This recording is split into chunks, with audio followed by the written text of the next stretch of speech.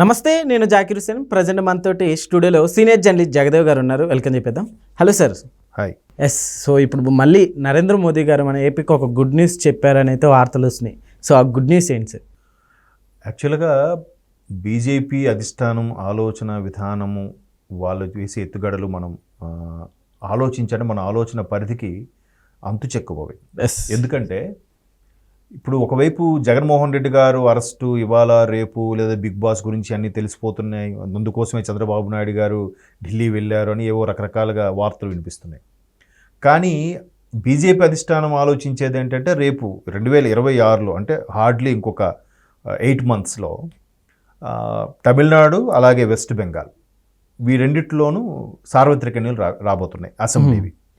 ఈ రెండు కూడా బీజేపీ అధిష్టానికి కానీ ఎన్డీఏ కూటమి కానీ కొరకరాని కొయ్యేలాగా ఉన్నాయి, మింగు పడనవి ఈ రెండు కూడా. ఎందుకంటే అక్కడ దీది ఆవిడ హవా డిఫరెంట్గా ఉంటుంది, నాదొక సపరేట్ దేశం నేనే అన్నట్టుగా. ఇకపోతే ఇక్కడ తమిళ్ హడావుడి కూడా ఎలా ఉంటుందంటే మాకు సెపరేట్ కంట్రీ చేసేది, మేమే పరిపాలించుకుంటాం, మాకు ఇండియాతో సంబంధం లేదు అనుకునేలా కూడా ఒక 3-4 ఏళ్ళ కిందట ఒక మీటింగ్ కూడా పెట్టుకున్నారు పార్టీలకు అతీతంగా. సో వాళ్ళ వెర్షన్ అలా ఉంటుంది. సో ఇప్పుడు బీజేపీ తీసుకునే అడుగులు ఎలా ఉండబోతున్నాయంటే అటు వెస్ట్ బెంగాల్కి ఇటు సౌత్కి కూడా ఇంపార్టెన్స్ ఇచ్చేలాగా మంత్రివర్గ విస్తరణ చేసి వాళ్ళని కాస్త ఎంత ప్రాధాన్యత ఇస్తున్నాం అనిపించేలా చేయడం, తద్వారా అక్కడ లోకల్గా వాళ్ళు కొంత దాన్ని ఏమంటారు వాళ్ళ యొక్క ప్రోద్బలం చూపించేలాగా తయారు చేయడం అనేది బీజేపీ యొక్క కాన్సెప్ట్. సో ఈ నేపథ్యంలో చాలామంది ఏమనుకుంటున్నారు, జగన్మోహన్ రెడ్డి గారి అరెస్ట్ నేపథ్యంలోనే చంద్రబాబు నాయుడు గారు అసలు ఆ విషయాలు పట్టించుకోవట్లేదని చాలామంది విస్తుపోయే విషయం. బాబు గారు అసలు ఈ అరెస్టులు ఇవన్నీ పట్టించుకోవట్లేదు, నిజంగా వీళ్ళందరూ కక్ష సాధింపు ఉన్నారు, కానీ వీళ్ళు తీసిన గోతులు వీళ్ళే పడుతున్నారు, ఏది వైసీపీ వాళ్ళ మాజీ మంత్రులు వీళ్ళందరూ కూడా. ఆయన ఎంతసేపు రాష్ట్రానికి ఏంటి, అభివృద్ధి ఏంటి, రాష్ట్రానికి ఏ విధంగా చేస్తే సెట్ అవుద్ది, రెవెన్యూ ఎప్పుడు సెట్ అవుద్ది, క్యాపిటల్ ఎలా ఎస్టాబ్లిష్ అవుద్ది, ఇదే తలంపులో ఉన్నాడు ఆయన. పని. సో ఆ పరంగా వెళ్ళినప్పుడు వాళ్ళు ఆంధ్రప్రదేశ్కి కూడా మరొక కేంద్ర మంత్రి పదవి, తమిళనాడుకు ఒక కేంద్ర మంత్రి పదవి ఇచ్చేలాగా ఒక సమాలోచన జరుపుతున్నారు. దానికోసమే బాబు గారిని మేబీ పిలిచి ఉండొచ్చు. సో అందుకు ఈయన వెళ్ళారు. ఈయనతో పాటు జనసేనాని పవన్ కళ్యాణ్ గారికి కూడా చర్చలు జరిపి ఎవరికి ఇస్తే బాగుంటుందనేది ఇప్పుడు చర్చ.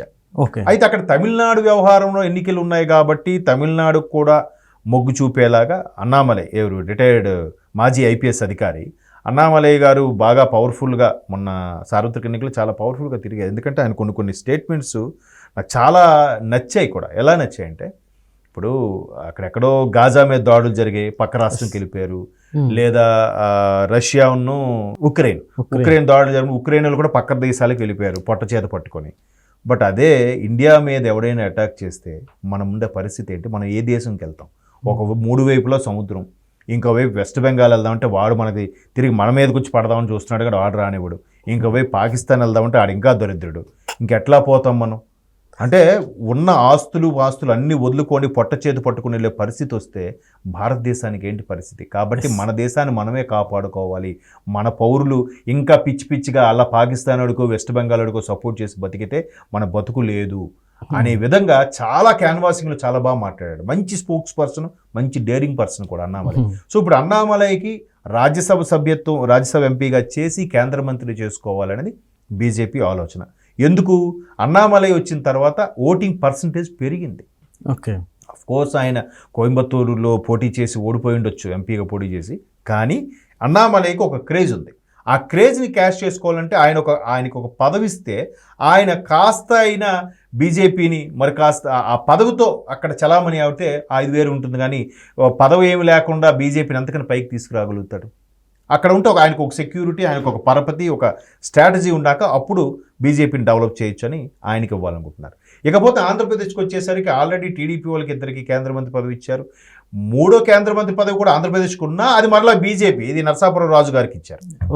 సో అలాగా అది ఇచ్చారు కదా, అది బీజేపీ ఖాతాలోకి వెళ్తుంది కాబట్టి అది పెద్దగా మొగ్గు చూపినట్టు కాదు. అయితే ఇప్పుడు జనసేన నుంచి ఒకరికి ఇవ్వాలని ఒక ఆలోచన ఉంది. ఎందుకంటే కూటమిలో జనసేన కూడా 2 ఎంపీలు ఉన్నా కూడా జనసేన కూడా కూటమిలో భాగస్వామి కాబట్టి దాని నుంచి ఒకరికి కేంద్ర మంత్రి పదవి ఇవ్వాలనే ఆలోచన చేస్తున్నారు. అయితే ఉన్న 2 ఎంపీ స్థానాల్లోంచి ఇస్తారా, లేదా రాజ్యసభ సభ్యత్వం ఎవరికో ఒకరికి ఇచ్చి వాళ్ళని ఎంపీగా చేస్తారా అనేది ఇప్పుడు ట్విస్ట్ నడుస్తుంది.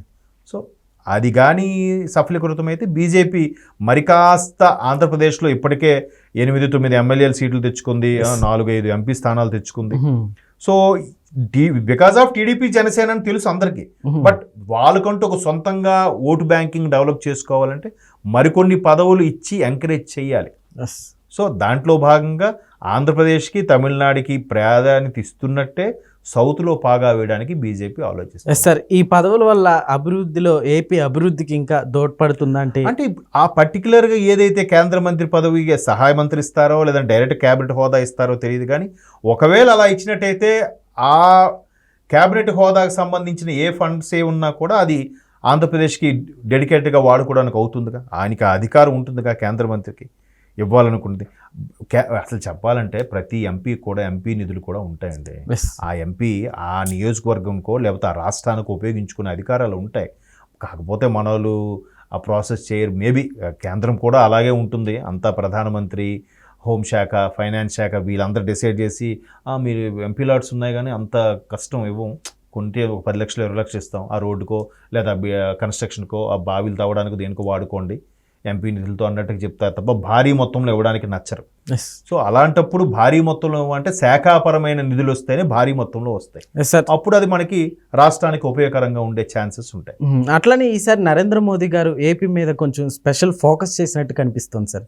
సో ఏం చెప్తారు? ఫోకస్ స్పెషల్ ఫోకస్ అంటే ఆ క్రెడిట్ మళ్ళీ చంద్రబాబు నాయుడు గారి. ఎందుకంటే ఎలక్షన్స్ ముందు ఏదైతే పవన్ కళ్యాణ్ గారు టీడీపీని బీజేపీని కలపాలని పెద్దలతో తిట్లు కూడా తిన్నానని ఆయన ఒకసారి స్పీచ్లో చెప్పాడో, ఈసారి ఎప్పుడైతే 2018లో ఎన్డీఏ నుంచి బయటకు వచ్చేసారో టీడీపీ, మరలా ఎన్డీఏలోకి వెళ్ళాలని ఈసారి పక్కాగా పకడ్బందీగా అన్ని రూల్స్ రెగ్యులేషన్స్ అంటే అగ్రిమెంట్ ఒప్పందాలను కరెక్ట్గా ఉంటేనే మీలోకి వస్తామన్నట్టు కూడా మాట్లాడుకున్నారని సమాచారం ఉండేది.